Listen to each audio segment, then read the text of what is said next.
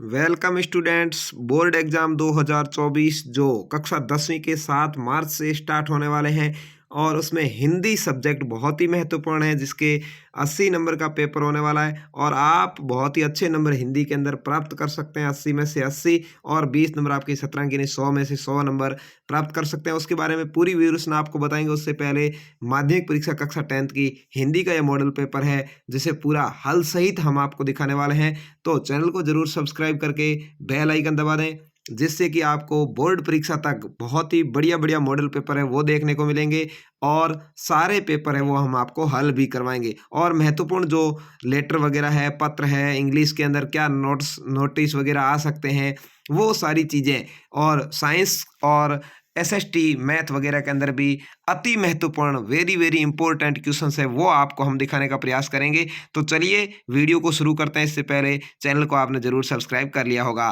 तो आपको एग्जाम के अंदर मिलने वाले हैं 3.25 घंटे यानी 3 घंटे 15 मिनट, और पेपर आने वाला है आपके प्रत्येक पेपर 80 नंबर का। तो सबसे पहले आपको क्या करना है, देखिए अपने नामांक पेपर के ऊपर लिख लेने हैं और सभी प्रश्न हल करने हैं। दी गई उत्तर पुस्तिका में ही हल करने हैं और आंतरिक खंड है उन सभी को एक साथ ही हल करना है। प्रश्न का उत्तर लिखने से पूर्व प्रश्न का क्रमांक अवश्य लिख देना है। चलिए यहाँ पर आपके खंड अ की बात कर लेते हैं। खंड अ के अंदर आपका आएगा वस्तुनिष्ठ प्रश्न यानी अब शुद्ध वाले सवाल, वो 12 सवाल आने वाले हैं। यहाँ देखिए 12 नंबर लिखे हुए, मतलब 12 क्वेश्चंस आएंगे। तो चलिए इसको शुरू करते हैं। इसके बाद में जो भी अन्य खंड आएंगे उनकी भी अपन बात करेंगे। तो सबसे पहले है पंडिताइन शब्द में प्रयुक्त प्रत्यय है। तो आपको पता होगा प्रत्यय होता है वो शब्द के पीछे जुड़ता है, ठीक है। तो शब्द है मूल रूप से वो है पंडित और उसके पीछे आइन प्रत्यय जुड़ा है। क्या है? बी आपका राइट है, आइन प्रत्यय। पंडित प्लस आइन, पंडिताइन, ठीक है। जो पंडित की पत्नी होती है उसको कहते हैं, तो आइन प्रत्यय लगता है। बी आपका यहाँ पर राइट आंसर हो जाएगा, ठीक है। अगला है स्वच्छ शब्द का सही संधि विच्छेद है। स्वच्छ शब्द है उसका सही से संधि विच्छेद क्या होगा? तो इसका सही से संधि विच्छेद होगा भाई सु प्लस अच। सु का आधा स हो जाएगा और उ का व हो जाएगा, ठीक है। व के अंदर अ मिलेगा तो वह पूरा हो जाएगा और छ ये हो जाएगा स्वच्छ, ठीक है। तो यहाँ पर ये आधा था वो अ मिलने से पूरा हो गया, स्वच्छ बन जाएगा, ठीक है। तो सु प्लस अच होता है। अगला है भ्रमर गीत की भाषा है। भ्रमर गीत की भाषा कौन सी है? तो ब्रिज भाषा है भाई। भ्रमर गीत है वो ब्रिज भाषा में है। तीसरे में आपका द राइट आंसर है।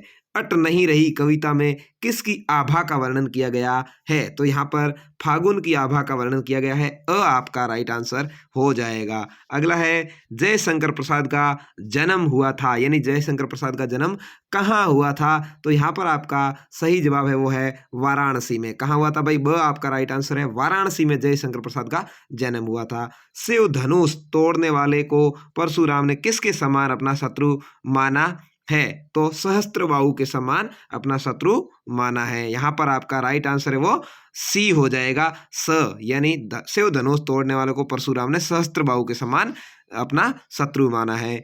अब आगे बात करते हैं अगला सवाल की।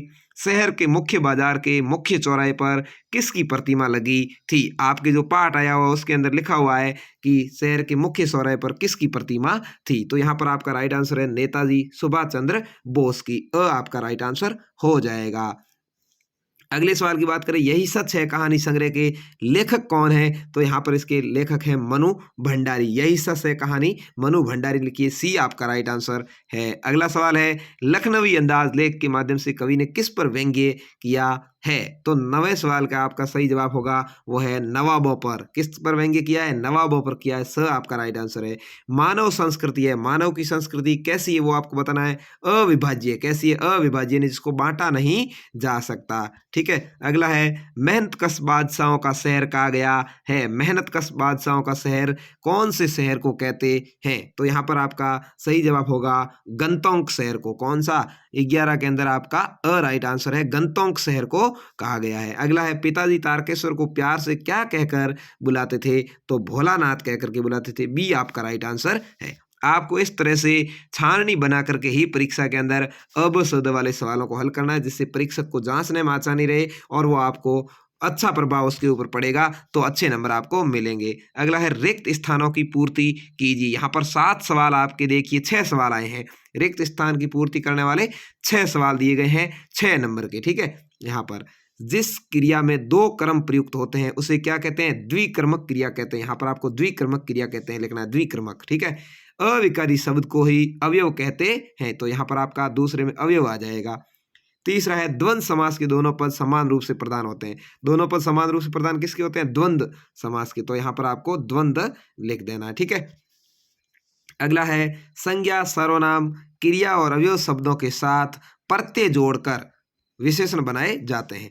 तो संज्ञा है, सर्वनाम है, क्रिया या अवयव शब्द उसके साथ प्रत्यय जुड़ जाता है तो विशेषण बन जाते हैं। संज्ञा के स्थान पर प्रयुक्त होने वाले शब्द सर्वनाम कहलाते हैं। तो यहाँ पर संज्ञा के स्थान पर सर्वनाम हो जाएगा। उपसर्ग वे शब्दांश है जो शब्द के आरंभ में उपसर्ग होते हैं, वो कहाँ जुड़ते हैं? पहले, प्रारंभ में जुड़कर शब्द के अर्थ को बदल देते हैं। प्रारंभ आरंभ नहीं किसी को पता हो तो पहले लिख सकते हो तो भी सही उत्तर होगा। तो ये तो आपका हो गए शॉर्ट सवाल थे वो। अब थोड़े बड़े सवालों की बात करेंगे। निम्नलिखित अपठित गद्यांश आएगा यहाँ पर, इसको पढ़ करके प्रश्नों को उत्तर देने। अपठित है मतलब आपके बुक में नहीं है, ये किताब में से नहीं है, ये बाहर से है, ठीक है। 6 नंबर के सवाल इसमें से आपको पूछे जाएंगे। तो आप इसको अच्छे से यदि पढ़ेंगे तो सभी सवालों का उत्तर आराम से दे सकते हैं। इसको सबसे पहले तो यदि किसी राष्ट्र का समुचित विकास के नागरिकों का सही व्यक्तित्व निर्माण करना हो तो उसकी शिक्षा ही स्वदेशी होना अनिवार्य है। इसको अच्छे से पढ़ लीजिए। उसके बाद प्रस्तुत गद्यांश का उचित शीर्षक देना है। व्यक्ति और राष्ट्र का चरित्र निर्माण किसके द्वारा होता है? सारे उत्तर भी है, मैं आपको यहाँ पर दिखा देता हूँ, देख लीजिए। पहले शिक्षा का उद्देश्य या शिक्षा का महत्व, इसका उत्तर हो जाएगा प्रस्तुत गद्यांश का।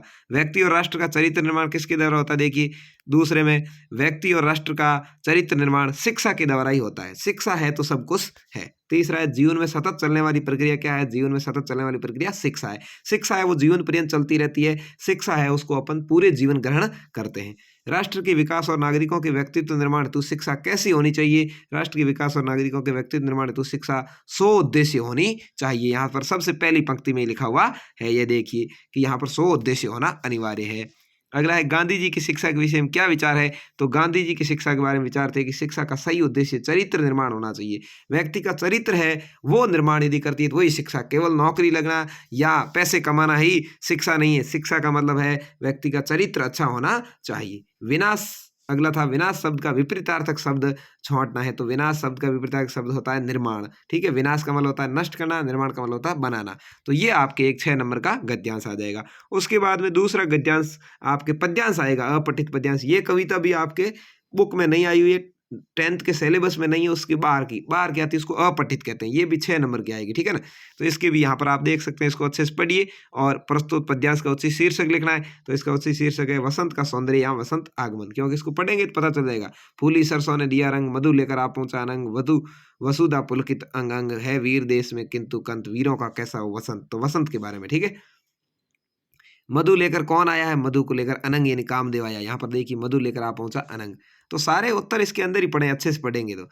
कंत किस वेश में? कंत वीर वेश में है। यहाँ देखिए वीर वेश में किंतु कंत, उत्तर पढ़ा है। वसुधा की तुलना किससे की गई? वसुधा की तुलना वधु से की गई। यहाँ पर देखिए फूली सरसों ने वधु वसुधा, यहाँ पर देखिए वधु वसुधा, तो यहाँ पर उत्तर पड़ा है। अगला है प्रस्तुत पद्यांश में किस ऋतु का वर्णन है? वसंत ऋतु का। ये तो आपको पता चल ही गया है, कहने की जरूरत ही नहीं, क्योंकि ये वसंत के बारे में बात है।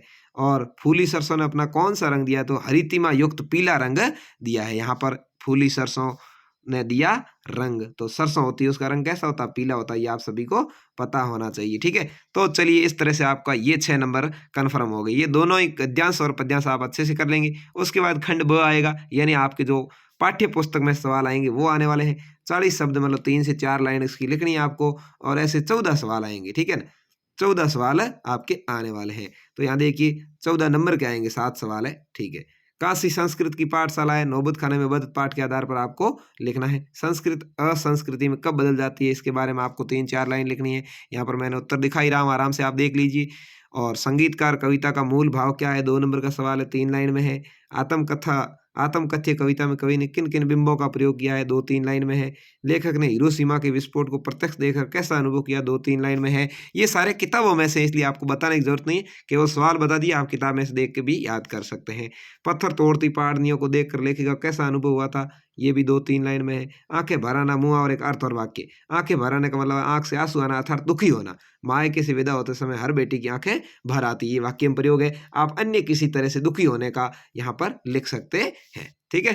तो ये आपके हो गया। अब आएगा खंड स। यहाँ पर आपके जो क्वेश्चन आएंगे वो कैसे आएंगे? देखिए पठित गद्यांश आएगा। पठित गद्यांश का मतलब है किताब में से ही आएगा, 4 नंबर का है। इसको अच्छे से पढ़ेंगे, इन सारे सवालों के उत्तर आप दे सकते हैं।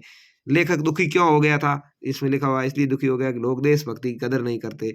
हवलदार साहब कितने दिनों बाद कस्बे से गुजरे थे, हवलदार साहब 15 दिनों बाद कस्बे से गुजरे थे, इसके अंदर लिखा हुआ है, ठीक है ना, सारा का सारा इसमें से पढ़ेंगे तो मिल जाएगा। सुभाष की मूर्ति की आंखों पर चश्मा क्यों नहीं था, सुभाष की मूर्ति की आंखों पर चश्मा नहीं था क्योंकि मास्टर बनाना भूल गया था, ठीक है। लेखक आज वहां रुकना क्यों नहीं चाहता था, सुभाष की मूर्ति पर चश्मा लगाने वाला कैप्टन मर गया इसलिए उसकी मूर्ति पर चश्मा नहीं होगा और लोगों में देशभक्ति नहीं है इसलिए लेखक नहीं रुकना चाहता था। इसके अलावा अथवा में भी आया है, यहाँ पर ये पैराग्राफ है, इसमें से आप भी इनके उत्तर दे सकते हैं, ठीक है, जो भी आपको ठीक लगे। यहाँ पर मैंने ये पैराग्राफ और ये सवाल उत्तर दोनों आपको दिखा दिए हैं, ठीक है। अगला आएगा प्रस्तुत पठित पद्यांश, यहाँ पर ये भी 4 नंबर का, ये भी अथवा में, इसको आप पढ़िए और इन चारों को उत्तर दे दीजिए, ठीक है। उत्तर यहाँ पर मैं आपको दिखा देता हूँ, यह देख लीजिए आपको उत्तर है। और अथवा में आया हुआ इसको अच्छे से पढ़िए, बादल गरजों वाले, और ये जो सवाल उत्तर है इनमें आप दे सकते हैं, दोनों में से कोई एक आपको करना है, यानी 4 ऊपर वाले करिए या 4 नीचे वाले। 14 है यहाँ पर, ये अथवा में 3 नंबर का है, दोनों का ही उत्तर भी पढ़े हैं आप आराम से, कोई भी बाल गोविंद भगत वाला कर सकते हैं, लेखिका पड़ोस कल्चर विहीन समाज को संकुचित असहाय असुरक्षित क्यों मानती, ये कर सकते हैं, ठीक है। 15वां यहाँ पर अथवा में दोनों ही सवाल और उत्तर पढ़े हैं, 3 नंबर का है। इसके बाद खंड द आएगा, यहाँ पर 4 नंबर के थोड़े बड़े सवाल आएंगे। यतीन्द्र मिश्र का व्यक्तित्व या कवि जयशंकर, ये दोनों में से कवियों का एक जरूर आता है, इसलिए कवियों को आप याद रखें, 2-3 कवि याद कर लें, आपको आराम से मिल जाएगा। यहाँ पर यतीन्द्र का और ये जयशंकर दोनों का ही जीवन परिचय सारा पड़ा है। 17वें सवाल के अंदर भी ये दोनों सवाल आए हुए हैं, साना साना हाथ जोड़ी और बाबूजी गुरुजी वाला, दोनों के उत्तर यहाँ पर आप देख सकते हैं, ठीक है। 18वां यहाँ पर आया है, अब ये सवाल बहुत ही मोस्ट है, 6 नंबर का है।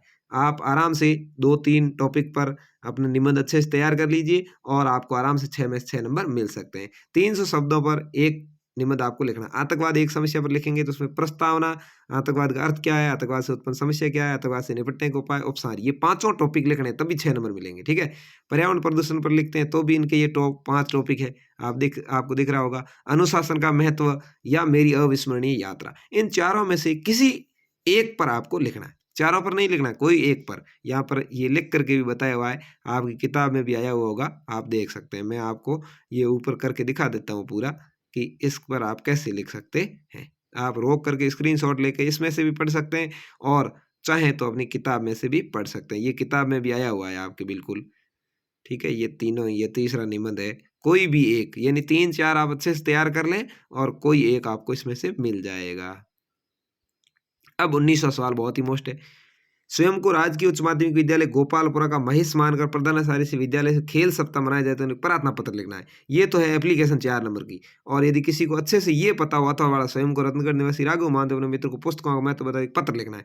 किसी को अच्छे से पत्र लिखना आता है तो अथवा वाला कीजिए और नहीं तो ये वाला कीजिए। मेरे अनुसार ये एप्लीकेशन वाला बढ़िया रहेगा। यहाँ देखिए एप्लीकेशन मैंने यहाँ पर बता रखी है, उत्तर सेवा में श्रीमान प्रधानाचार्य महोदय, राजकीय उच्च माध्यमिक विद्यालय गोपालपुरा, विषय विद्यालय में खेल सप्ताह मनाए जाने के संबंध में महोदय उपयुक्त विषय में निवेदन है कि अगले माह में जिला स्तरीय खेलकूद प्रतियोगिता होने जा रही है। जिला शिक्षा अधिकारी के आदेश अनुसार सभी विद्यालयों में 7 अगस्त से 14 अगस्त तक खेल सप्ताह मनाया जा रहा है, जिसमें छात्र अगले माह जिला स्तरीय प्रतियोगिता में सहभागिता निभा सकें। आशा ही नहीं, हमें पूर्ण विश्वास है कि आप विद्यार्थियों का सर्वांगीण विकास के बारे में सोचते हुए विद्यालय में विद्यालय स्तर खेलकूद की योजना बनाकर खेल सप्ताह मनाए जाने की व्यवस्था करेंगे, जिससे हमारा शारीरिक एवं मानसिक विकास हो सके। आपकी कृपा होगी, ठीक है। सर धन्यवाद, या दिनांक भी है और यहाँ पर ये सारा आपको लिखना है इतने तक, ठीक है। ये अगले का है अथवा वाला, यहाँ पर ये पत्र है, आप ये अथवा के अंदर पत्र है, इसको भी लिख सकते हैं, दोनों में से आपको जो ठीक लगे। ये पत्र है, यहाँ पर रतनगढ़ 25 अक्टूबर ये सन लिखना है, या प्रिय मित्र जिस अगले को लिख रहे हैं उसका सप्रेम नमस्ते करना है, लास्ट में जो लिखने वाला उसका नाम लिखना है। अब अगला आया है विज्ञापन, यहाँ पर आपको विज्ञापन है वो बनाना सीखना है। यहाँ देखिए ये विज्ञापन दोनों ही बनाए हुए हैं, बम्पर सेल का बहुत ही अच्छा, 30% की छूट, सुनहरा अवसर, और इस तरह से ये दीनहीन महिला संगठन के मोबाइल नंबर भी है। ऐसे ही अथवा में ये हस्तकला की भव्य प्रदर्शनी का भी बनाया हुआ है, तो आप एक ये भी बढ़िया बनाना सीख लीजिए। तो ये था आपके हिंदी का कक्षा 10 का मॉडल पेपर, जो आपको कैसा लगा कमेंट करके ज़रूर बताएं। अच्छा लगा तो अपने साथियों तक शेयर करें, चैनल को सब्सक्राइब करें, जिससे आपको बोर्ड एग्ज़ाम 2024 की तैयारी करने में और ज़्यादा आनंद आएगा। धन्यवाद।